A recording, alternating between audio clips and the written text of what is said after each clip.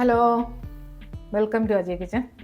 ഇന്ന് ഞാനൊരു വേപ്പില കൊണ്ട് നല്ലൊരു ചമ്മന്തി ഉണ്ടാക്കാനേ, ചമ്മന്തിപ്പൊടി. ഒരു 1-2 മാസത്തോളം നമുക്ക് വെളിയിൽ വെക്കാൻ പറ്റുന്നൊരു ചമ്മന്തിപ്പൊടിയേ. അപ്പോൾ അതിന് വേണ്ടിയിട്ട് ഒരു 100 ഗ്രാം കറിവേപ്പിലയുണ്ടേ.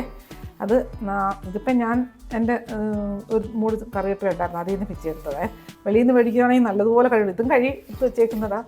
പക്ഷേ വെളിയിൽ നിന്ന് മേടിക്കുന്നത് നല്ലതുപോലെ കഴുകിയെടുക്കണേ. കഴുകിയെടുത്തിട്ട് നല്ല തുണിയിലിട്ട് തുടച്ച് ഫാനിൻ്റെ അടിയിൽ വെച്ചിരുന്നാൽ മതി. അപ്പോൾ അത് കറിവേപ്പിലയുണ്ട്, ഒരു 5 സാധാരണ മുളക്, കൊല്ലമുളക്, പിന്നെ ഒരു 8 പിരിയമുളക്, പിന്നെ കുറച്ച് വെളുത്തുള്ളി ചെറിയ വെളുത്തുള്ളിയാണ്. വലിയ വെളുത്തുള്ളി ആണെങ്കിൽ നമ്മൾ എടുക്കുന്ന അളവിനനുസരിച്ച് ഞാൻ പറയുന്നതാണ്. ഒരു 8-9 വലിയ വെളുത്തുള്ളി വരെ. അപ്പം നമുക്ക് അടുപ്പ് കത്തിക്കാം.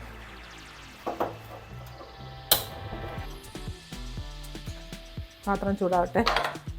ഇതിനകത്തൊരു 2-3 ടീസ്പൂൺ വെളിച്ചെണ്ണ ഒഴിച്ചു കൊടുത്തേ. അജയ് കിച്ചൻ സബ്സ്ക്രൈബ് ചെയ്യാത്തവർ സബ്സ്ക്രൈബ് ചെയ്ത്, ലൈക്ക് ചെയ്ത്, ഫോളോ ചെയ്ത്, ഷെയർ ചെയ്യാൻ മറക്കല്ലേ. പിന്നെ സബ്സ്ക്രൈബ് ചെയ്തവർക്ക് വളരെ വളരെ നന്ദിയുണ്ട്. ഈ എണ്ണയൊന്ന് ചൂടായിക്കോട്ടെ. ഈ കറിവേപ്പില ഇതിനകത്തിട്ട് കൊടുക്കാം. ഇതൊന്ന് നല്ലതുപോലൊന്ന് വറുത്തെടുക്കണേ.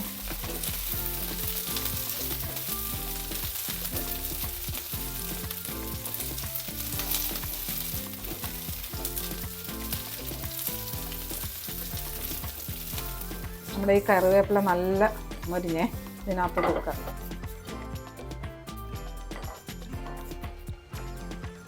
നമ്മുടെ കറിവേപ്പില എല്ലാം എടുത്ത് വെച്ച് ഇതൊക്കെ ഞാൻ ഗ്യാസ് ഓഫാക്കിയിട്ടില്ല, തീരെ കുറവിൽ കിടക്കുകയാണ്. ഇനി ഇതിനകത്ത് വെളുത്തുള്ളിയില്ലേ അതിട്ട് കൊടുക്കാം. വേറെ എണ്ണയൊന്നും ഒഴിക്കേണ്ട, ആ എണ്ണ തന്നെ മതിയേ. പിന്നെ ഈ മുളക് ഇട്ട് കൊടുക്കാം.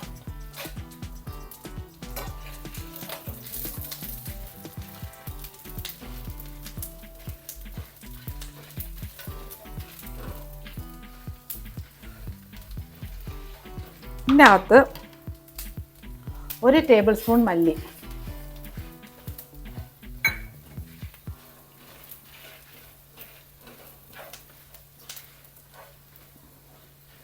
ഇതിലൊരു 1/4 ടീസ്പൂൺ കുരുമുളക്,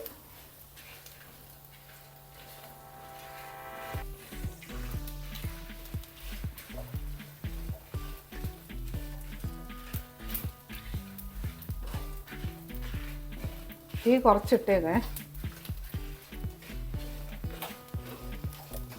ഇച്ചിരി ഒന്ന് കൂട്ടാം, ശകലം നമ്മൾ കൂട്ടിയും കുറച്ചും കൊടുത്തോണ്ടിരിക്കണേ.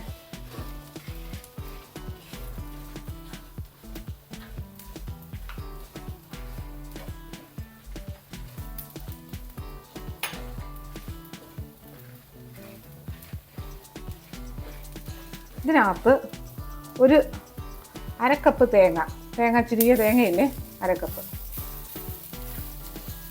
ഒരു മുറിയല്ല, ഒരു 1/4 മുറി പോലും വേണ്ടേ. പിന്നെ തേങ്ങയുടെ വലിപ്പം അനുസരിച്ച്, വലിയ തേങ്ങയാണെങ്കിൽ അതിൻ്റെ ചെറിയ ഒരു മുറിയിൽ നിന്നൊരു ശകലം.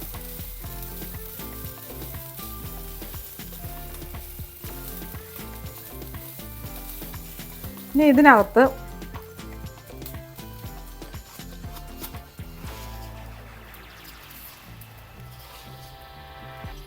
ഒരു 1.5 ടീസ്പൂൺ കറുത്ത എള്ള്,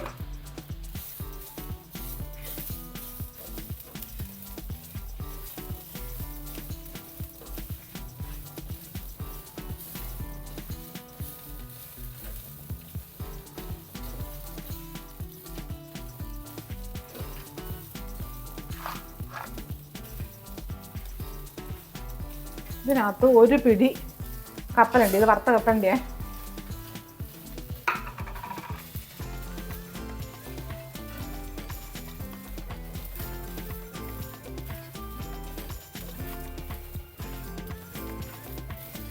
എല്ലാം കൂടെ ഒന്ന് കിടന്ന് ഭയങ്കര മൂത്ത് ഫ്രൈ ആയിട്ടൊന്നും വരണ്ട, എന്നാലും ഒന്ന് മൂക്കണം.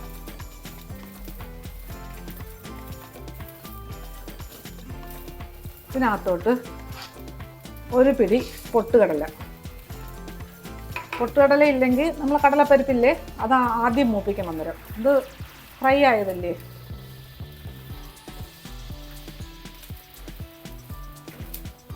ഇതെല്ലാം കൂടി ഇട്ട് നല്ലതുപോലെ ഒന്ന് വറുത്തെടുക്കാം.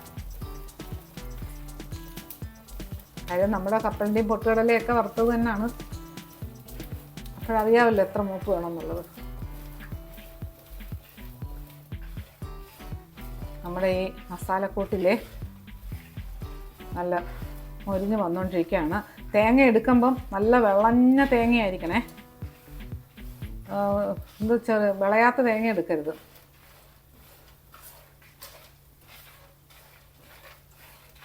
ഇനി ഇതിനകത്ത് എൻ്റെ കയ്യിൽ പുളി ഇല്ല, അതുകൊണ്ട് ഞാൻ പിഴിപുളിയാണ്. എൻ്റെ കയ്യിൽ പുളിയുടെ പേസ്റ്റാണ് ഉള്ളത്. പുളി ഉണ്ടെങ്കിൽ ഇതിൻ്റെ കൂട്ടത്തിൽ ഇതിന് ഇട്ട് കൊടുക്കാം. ഞാനിപ്പോൾ എന്താ ഇതിനകത്ത് 1 ടേബിൾ സ്പൂൺ പുളി ഇടുന്നുണ്ട്. പിഴിപുളി എടുക്കുന്നുണ്ട്.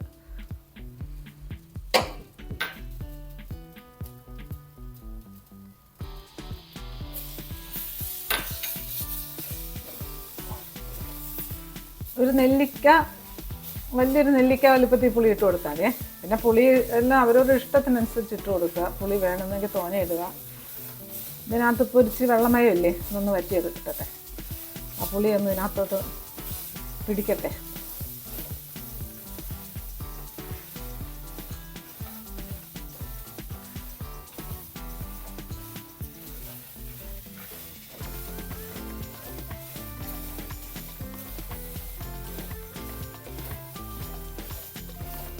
നമ്മുടെ ഞാനിപ്പം പുളി ഇട്ട് കൊടുത്തില്ലേ, പൾപ്പ്, ആ പേസ്റ്റ് ഇതിനകത്തൊക്കെ എല്ലാം റെഡിയായി നല്ല വരണ്ട് വന്നിട്ടുണ്ടേ.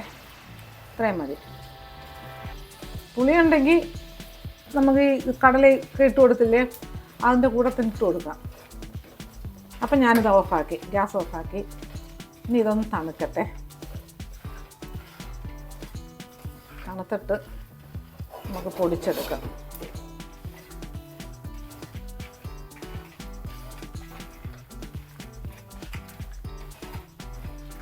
ഇതിനകത്തോട്ട് ഇട്ട് വെക്കാം, അല്ലെങ്കിൽ തണുപ്പ് ഇരുന്ന് കരിഞ്ഞു പോകും. ഇരുമ്പല്ലേ.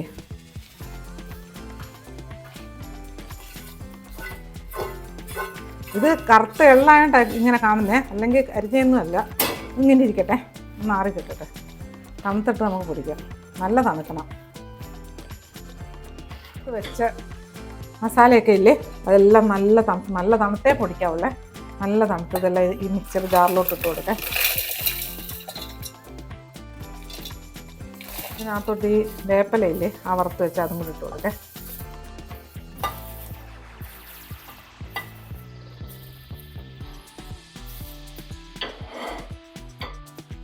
ഓക്കെ, ഈ വേപ്പിലൊക്കെ നല്ല കൈ കൊണ്ട് വെച്ചാൽ പൊടിച്ചാൽ പോലും പൊടിയുന്നുണ്ട്. ഇനി ഇതിനകത്ത് ഒരു 1/2 ടീസ്പൂൺ കായപ്പൊടിയെ, 1/4 അത്രയും മതി, തോനെ വേണ്ട. ഇനി ഇതിനാവശ്യമുള്ള ഉപ്പ്.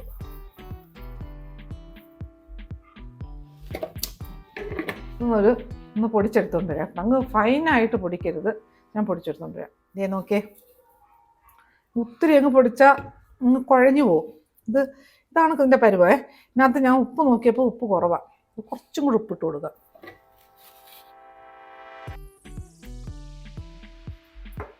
ഇതൊന്നും കൂടെ ഒന്ന് കറക്കിയെടുക്കാം. ഉപ്പിട്ടേല്ലേ, വേണ്ടേ. ഓക്കെ, നല്ല സൂപ്പർ ചമ്മന്തിപ്പൊടി.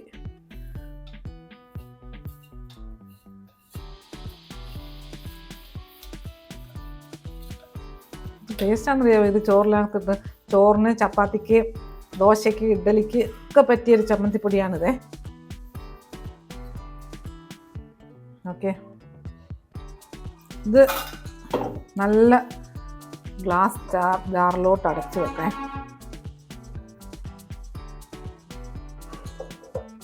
നല്ല മണം, എന്ത് പൊന്നോ, എന്ത് മണമാ. നമുക്കിത് ഗ്ലാസ് ജാറിലോട്ട് അടച്ചു വെക്കാം. ഭരണിയിൽ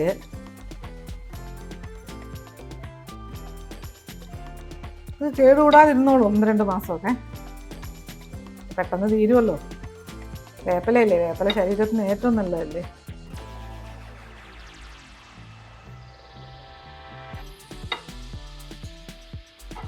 ഓക്കെ, എന്തോരം ഉണ്ട്.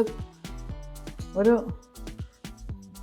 മുറി തേങ്ങ പോലും ഇല്ല, കുറച്ച് തേങ്ങ, ഒരു അരക്കപ്പ് തേങ്ങ, പിന്നെ കറിവേപ്പില, ഒരു 100 ഗ്രാം കറിവേപ്പില, പിന്നെ കുറച്ച് കപ്പലണ്ടി. എന്ത് ടേസ്റ്റാണെന്ന് ഇത് കഴിക്കാനായിട്ട്, അടിപൊളി ടേസ്റ്റാണ്. രാവിലെ ചമ്മന്തിയൊക്കെ അരയ്ക്കുന്നതിനേക്കാളും നല്ലത് ഇതൊക്കെ ഉണ്ടെങ്കിൽ ഇഡ്ഡലിയോടൊക്കെ ചോറിൻ്റെയോടൊക്കെ ബെസ്റ്റ്. അപ്പോൾ ഇതുപോലെ ഉണ്ടാക്കിയിട്ട് എൻ്റെ ഫീഡ്ബാക്ക് പറയണേ. അടുത്ത വീഡിയോ ആയിട്ട് അടുത്ത ദിവസം.